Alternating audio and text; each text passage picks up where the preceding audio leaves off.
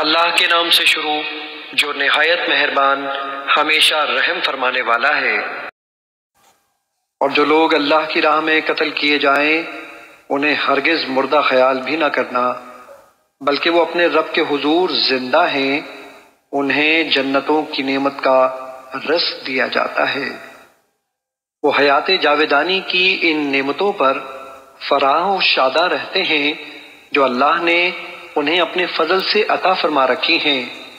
اور اپنے ان پچھلوں سے بھی جو تاحال ان سے نہیں مل سکے انہیں ایمان اور اطاعت کی راہ پر دیکھ کر خوش ہوتے ہیں کہ ان پر بھی نہ کوئی خوف ہوگا اور نہ وہ رنجیدہ ہوں گے۔ وہ اللہ کی تجلیات قرب کی نعمت